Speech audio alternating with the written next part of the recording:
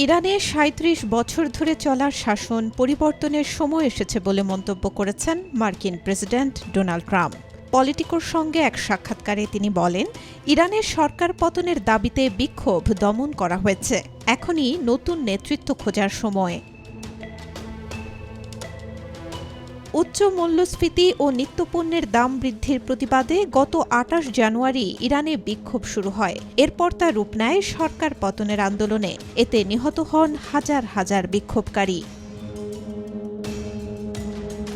বিক্ষোভের শুরু থেকেই বারবার দেশটিতে সামরিক হস্তক্ষেপের হুমকি দিচ্ছিলেন ট্রাম্প। তবে ইরানে হামলা না চালাতে ট্রাম্পকে অনুরোধ করেন ইসরায়েলের প্রধানমন্ত্রী বেনিয়ামিন নেতানিয়াহু। কারণ ইরান হুমকি দিয়েছিল, তাদের উপর হামলা হলে ইসরায়েল ও মধ্যপ্রাচ্যে থাকা মার্কিন ঘাঁটিতে পাল্টা হামলা চালানো হবে। বিক্ষোভকারীদের নিহত হবার তথ্য স্বীকার করেছেন ইরানের সর্বোচ্চ নেতা আয়াতুল্লাহ আলী খামেনি। দেশটির কর্তৃপক্ষ নিশ্চিত করেছে, বিক্ষোভে কমপক্ষে ৫,০০০ মানুষ নিহত হয়েছেন, যাদের মধ্যে প্রায় ৫০০ জনই নিরাপত্তা কর্মী। তবে যুক্তরাষ্ট্র ও ইসরায়েলের সঙ্গে যুক্ত ব্যক্তিদের কয়েক হাজার মানুষকে হত্যার জন্য দায়ী করেছেন তিনি। সামাজিক যোগাযোগ মাধ্যমে দেয়া এক পোস্টে খামেনি বলেন, ইরানি জাতির উপর হতাহত ক্ষয়ক্ষতির যে অপবাদ চাপিয়ে দেয়া হয়েছে, এর জন্য দায়ী মার্কিন প্রেসিডেন্ট। জবাবে ট্রাম্প বলেন, একটা দেশকে কার্যকর রাখতে দেশের নেতাকে সঠিকভাবে দেশ পরিচালনার দিকে মনোযোগ দেওয়া উচিত। নেতৃত্ব কখনো ভয় ও মৃত্যু চাপিয়ে হয় না, নেতৃত্ব হল শ্রদ্ধা। এদিকে ইরানের ইন্টারনেট ১০ দিন ধরে বন্ধ।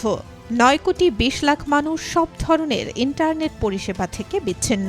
ইরানের পররাষ্ট্রমন্ত্রী আব্বাস আরাকচি বলেন, বিদেশ থেকে নির্দেশ পেয়ে যেসব সন্ত্রাসী দেশে অস্থির পরিস্থিতি তৈরি করছিল, তাদের নিয়ন্ত্রণেই ইন্টারনেট সেবা বন্ধ করা হয়। অন্যদিকে ইরানে নতুন করে বিক্ষোভের ডাক দেন নির্বাসিত যুবরাজ রেজা পাহলভি। শনিবার থেকে সোমবার পর্যন্ত টানা ৩ দিনের বিক্ষোভের ডাক দেন যুক্তরাষ্ট্রে অবস্থানরত এই যুবরাজ। কিন্তু এই আহ্বানে মানুষ সাড়া দেয়নি। দেশজুড়ে শনিবার সন্ধ্যার পর থেকে উল্লেখযোগ্য কোনো আন্দোলন বা সমাবেশ হয়নি। বিশেষ করে তেহরান সহ বড় শহরগুলোর পরিস্থিতি ছিল তুলনামূলকভাবে শান্ত। Desk report, B news 24।